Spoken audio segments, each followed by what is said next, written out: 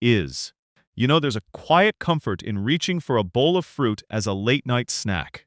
We've been told our whole lives that fruit is nature's candy. It's healthy, it's packed with vitamins, and surely it's better than a tub of ice cream. But as we cross that 65-year-old milestone, our bodies begin to whisper a different story. Have you ever woken up, looked in the mirror, and wondered why your eyes look so tired, even after a full night's sleep? Or maybe you've noticed those strange little cobwebs or ghosts drifting across your vision while you're reading the morning paper. We often write these things off as just part of getting older, but what if I told you that the timing of your fruit bowl might be playing a role in how your eyes and your kidneys are aging? Today, we're going to look at the blunt truth. We're going to talk about why you might want to stop eating fruit after a certain time, and more importantly, what your eyes are trying to tell you about your internal health. We'll dive into the science of eye bags, the mystery of dry eyes, and the 3 fire alarms in your vision that you can never afford to ignore. Segment 1. The eye bag connection, sugar, sodium, and timing. Host. Let's start with something many of us face every morning, puffy eyes. In the medical world, they call it periorbital edema, but to us, they're just eye bags. Now, usually, we're told this is just about lack of sleep or perhaps a bit too much salt at dinner. But there's a deeper mechanism at play, and it involves how our bodies handle sugar, even the natural sugar found in fruit. When you eat fruit late at night, your body is processing fructose and glucose right as your metabolism is meant to be winding down. For those over 65, our insulin response isn't always as sharp as it used to be. Here's the simplicity of it. When there is too much sugar in your bloodstream, your body produces more insulin. This situation causes your body to hold on to sodium. Think about that for a second. That late-night apple or bowl of grapes is actually signaling your kidneys to retain salt. And where does that saltwater retention show up first? Often, it's in the delicate tissues of your eyelids. I remember a story from a colleague who noticed a father and son at a restaurant. They were chowing down on high-carb foods, and both had incredibly puffy eyes. It's a visible sign that the body is overloaded. If you're eating fruit late, you're also potentially depleting your potassium. You see, your body needs potassium to store sugar as glycogen in your liver and muscles. The more sugar you eat, the more your potassium gets stuck or stored away, leaving you deficient. This imbalance of high sodium and low potassium is the perfect recipe for those heavy, swollen eyes in the morning. So, the first rule for our The Life Outline community. If you want to keep your eyes looking clear and your kidneys happy, try to move that fruit to the morning or early afternoon when your body can actually use that energy. Segment 2. The key nutrient you're probably missing. Host. Now, while puffy eyes are an annoyance, dry eyes can be a constant, scratching misery. Many of you have told me that you've tried every artificial tear on the shelf, and nothing seems to work. If that's you, you might be missing a key nutrient that 40% to 80% of the world is low on.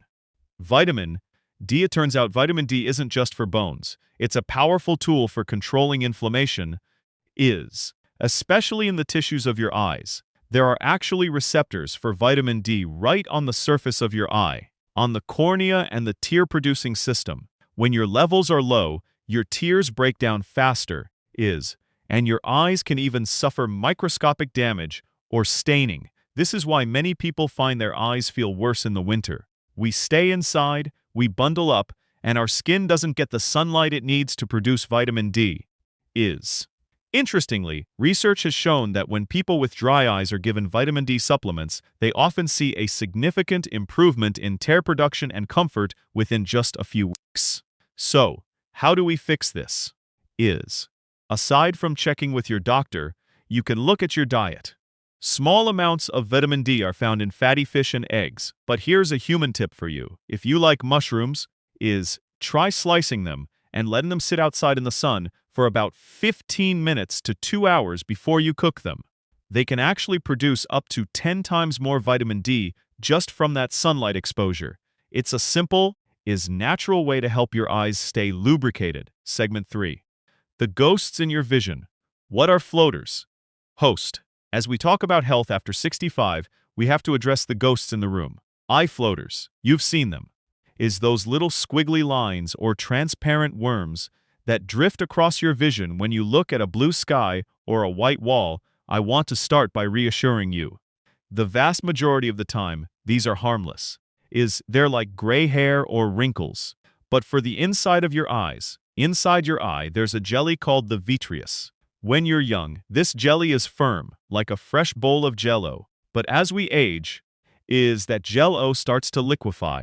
The collagen fibers inside it break down and clump together. What you're actually seeing isn't a bug or dust on your eye. You're seeing the shadow that those little clumps of protein cast onto your retina, the wallpaper at the back of your eye. This is why they seem to run away when you try to look directly at them. They're floating in the liquid center of your eye.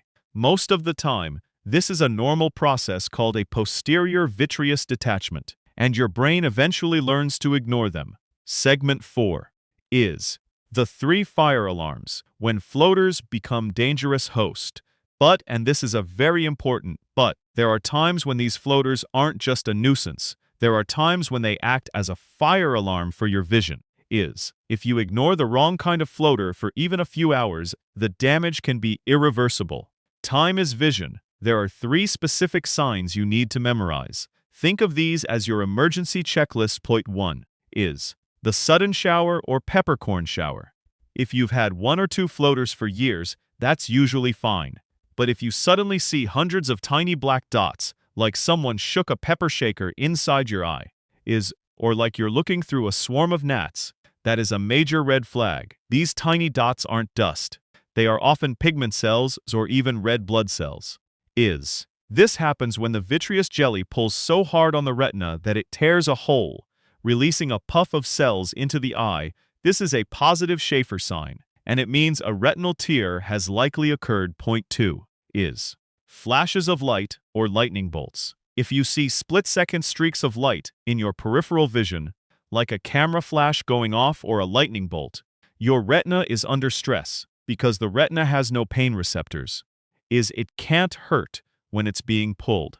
Instead, it sends a visual signal to the brain, which interprets that physical tug as a flash of light. If you're seeing these repetitive flashes, especially when you move your head, your retina is being tugged on and could be on the verge of tearing. 3. The dark curtain. This is the most critical sign.